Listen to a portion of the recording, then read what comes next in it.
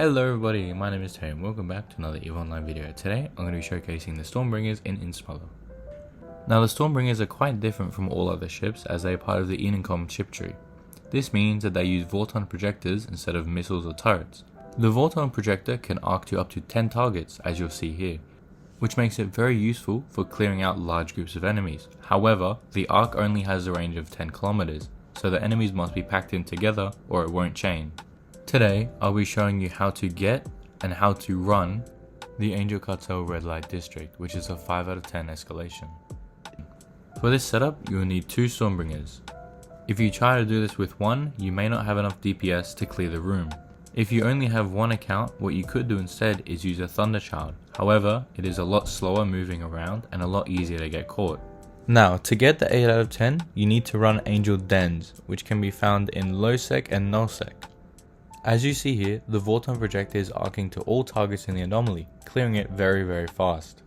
This allows you to get escalations quite quickly.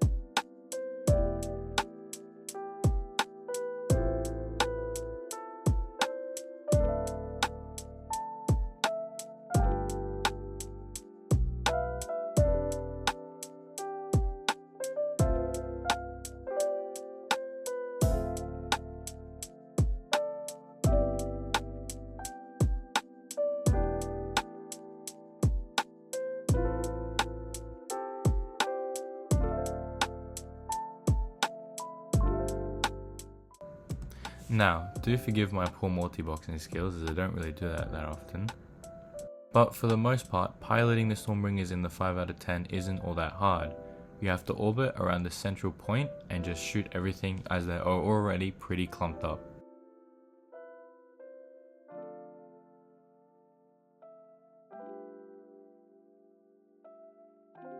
As I land on grid, I look for the Captain Rogue, which is essentially the faction battleship. It's the one that drops the domination loot.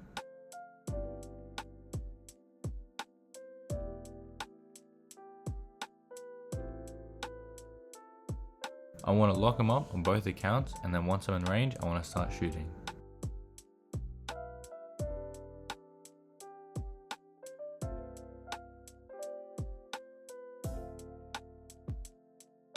You can see that I've locked up this separate group of ships as to get them out of the way before they drift too far, so that both accounts are hitting A, the main group, and B, the side group, so that nothing slips out.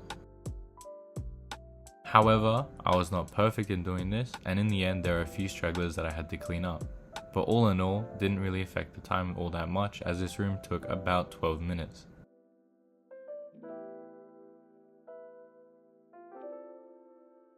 You can see there how the Vorton is arcing between all the targets as they are clumped around the Captain Rogue.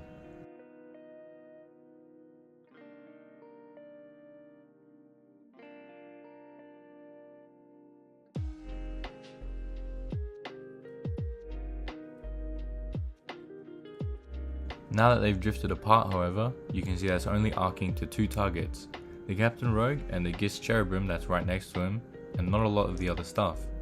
So this is where I change my tactic and I pull range from everything else as to not hit the other Stormbringer when I'm hitting everything that's not near the Captain Rogue.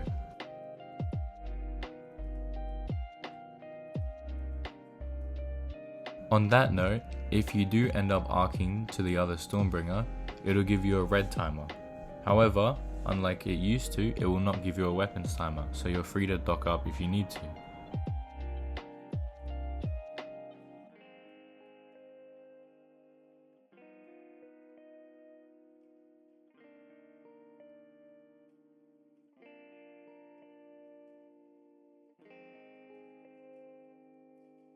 You can see that as the Captain Rogue goes down, I start shooting the frigates, trying to get them down as well as they're in a bit of a cloud.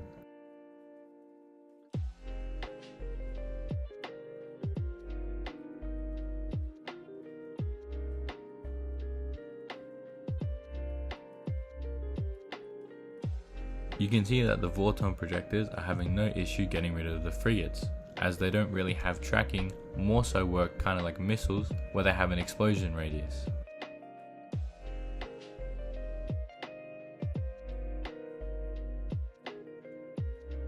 This means that it won't apply fully to frigates, however, it will still apply pretty well, as you see here.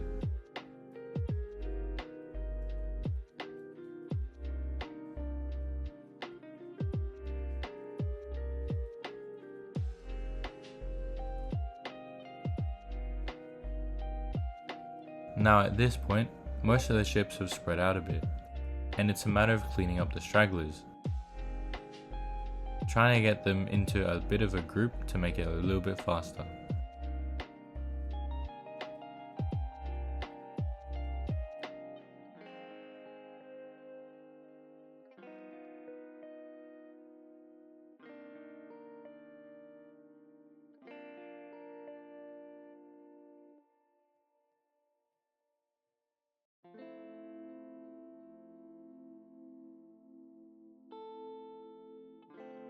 Ideally, you want to be able to clear the room before everything spreads out, as you can see it's making it a lot harder to kill things if they're far apart, as the DPS when hitting 1 or 2 targets is not that high.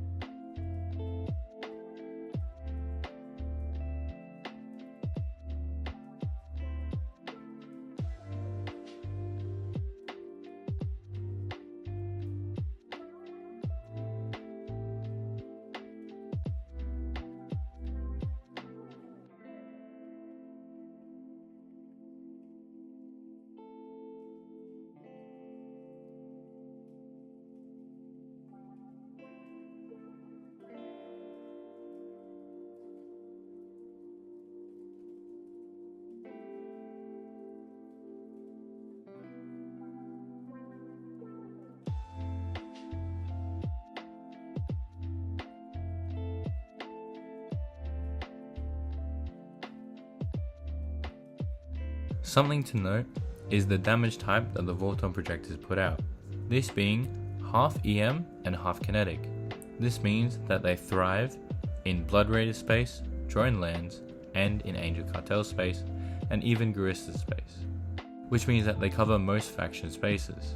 I'm not sure whether they work in Serpentis space, however, Serpentis are weak to thermal and kinetic, so in theory they should work pretty well.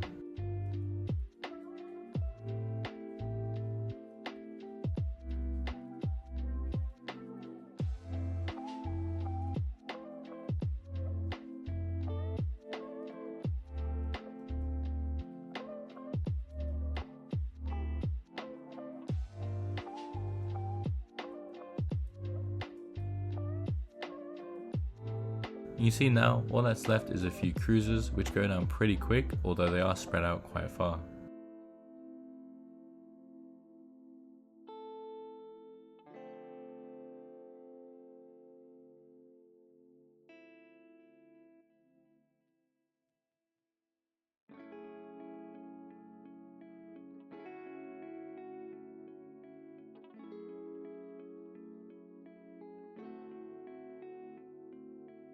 One thing to note about angels is unlike drones, they drop loot. So if you're used to being in drone lands and you're recently just moved to Insmother, you should always remember to bring MTUs and salvages after your sites.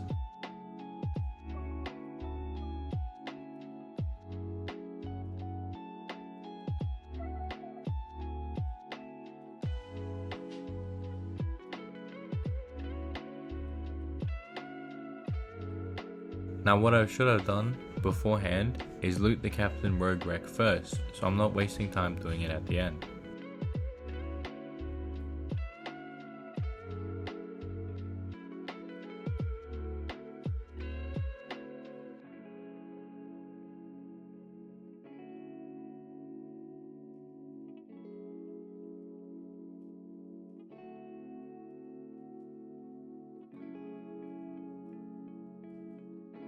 The loot table for the 5 out of 10 escalation is actually pretty good.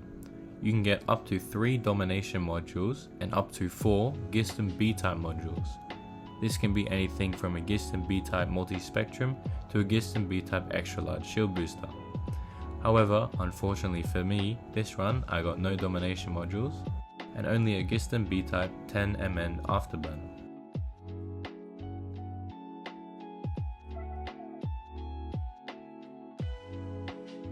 However, on my previous run I got a Gistan B-type multi-spec, which was worth about 400 mil.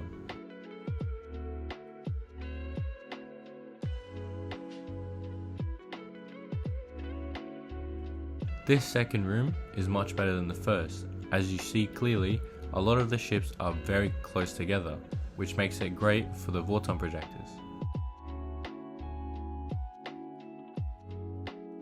Now, piloting the Stormbringers, I like to have one orbit a main area and have the other orbit the Stormbringer that is orbiting the main area. This means both of them stay within range of each other and of the rats, which means they don't arc towards each other and they aren't out of range of the rats.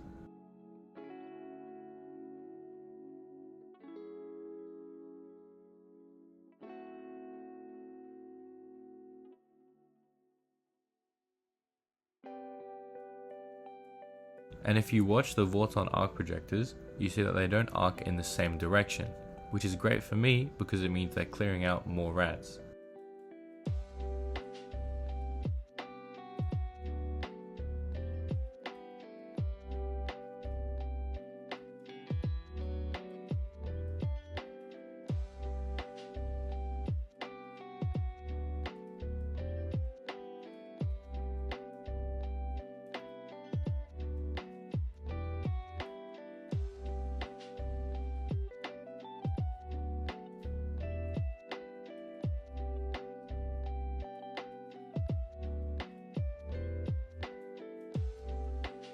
You can see that using this strategy clears out the bulk of the room pretty quickly, and again all I'm left with are a few stragglers who burnt out of range.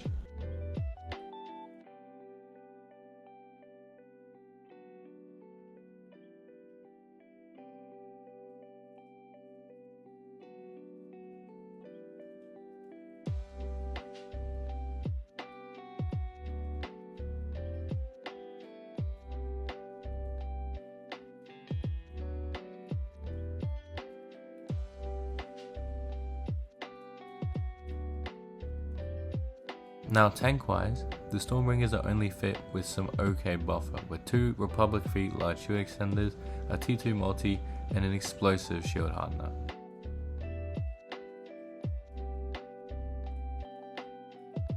Majority of their tank comes from speed tanking with the afterburner, which means that the battleships aren't able to track them and hence aren't able to apply a lot of damage.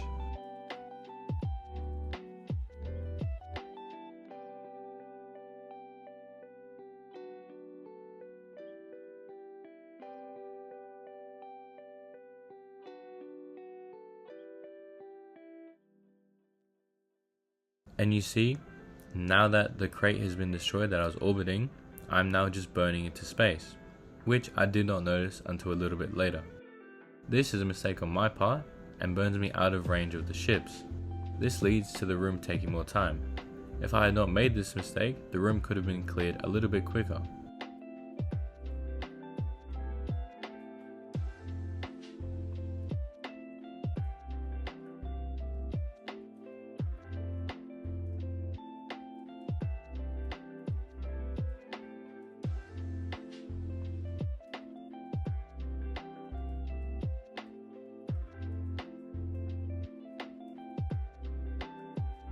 You'll notice here that the Vorton projectors work much like the Jugulavian disintegrators. They have a full off and an optimal, which is the exact same. They cannot go over this range, yet they apply the same damage from 1 km all the way out to the 30 km fall off.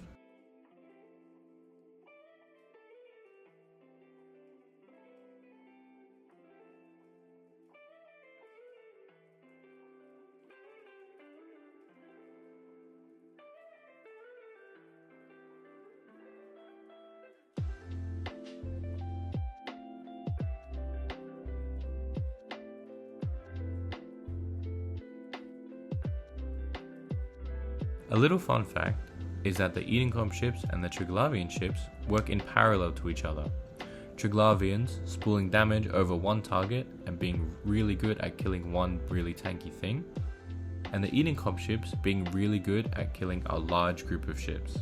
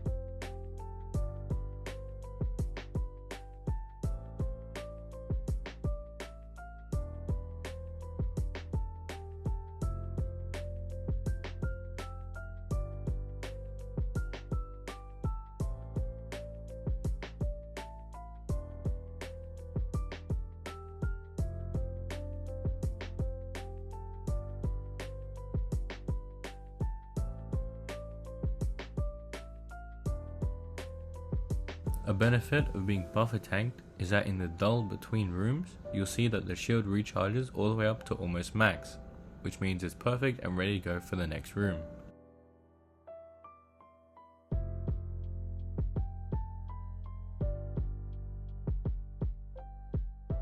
Speaking of which, the last room can be pretty dangerous for SIG tank ships, as it has multiple stasis webification towers, which need to be cleared immediately or you'll take heavy amounts of damage.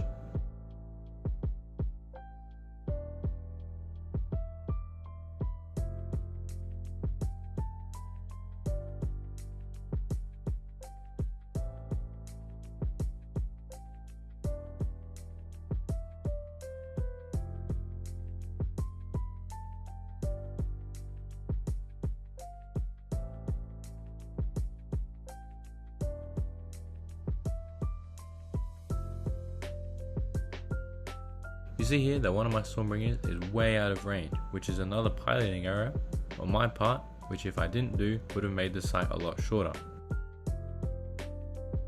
Now, going into this last room, I did start recording a little bit late, as I didn't notice that I didn't actually start recording when I meant to. However, it is pretty simple. You want to orbit the Angel Retirement Home at 20 kilometers and start shooting it with both stormbringers.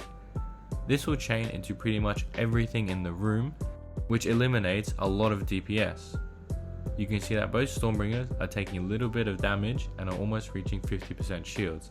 However, as they clear the room, they are able to stabilize and recharge back up.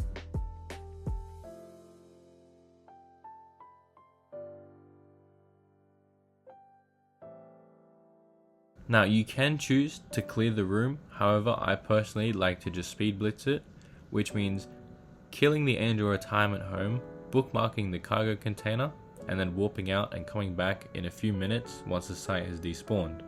This allows you to come back when there are no rats and it's just the Rex and cargo container which you can loot.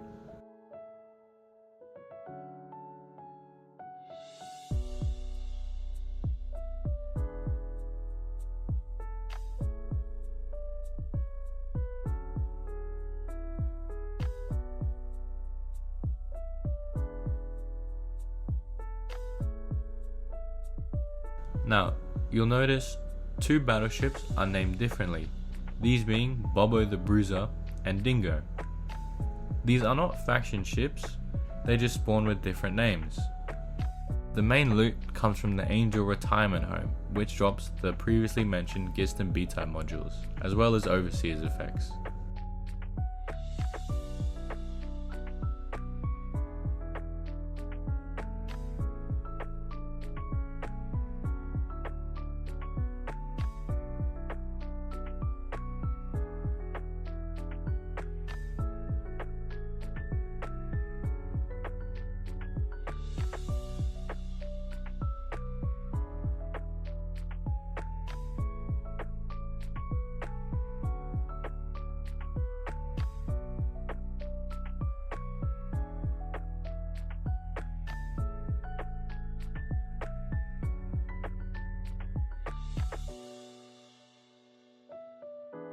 Once the shields are down, the retirement home dies pretty quickly.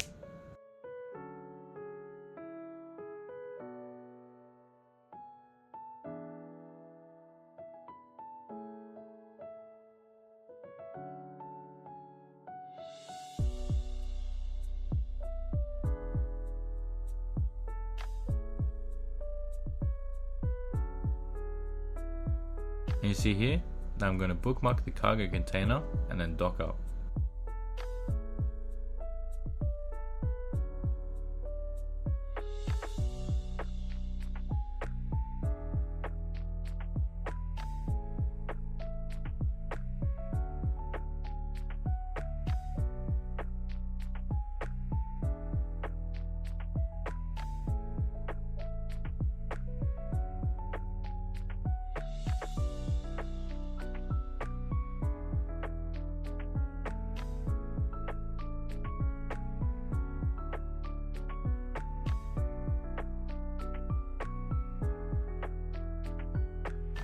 Now after a few minutes, I'm going to undock, I'm going to warp back to the bookmark that has the cargo container.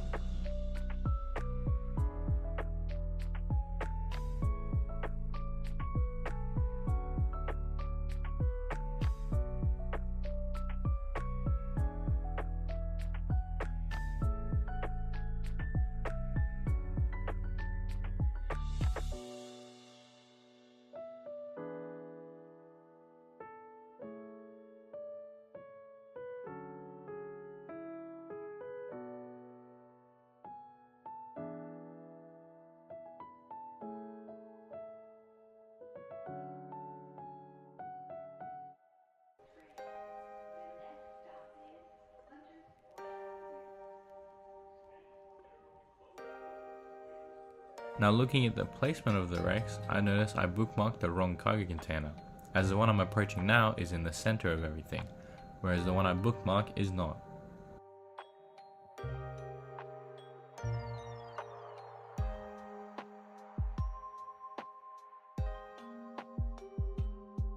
See here that I get the Gist and B-type 10 and the 18th tier Overseer's effects, totaling about 177 million loot. Thank you for watching to the end of the video, and as always, if you did enjoy it, please leave a like and subscribe as it helps out a small channel like mine. Again, my corporation GGMF is recruiting, and I have a little bit of more information about that in the description below. With that being said, see you in the next one.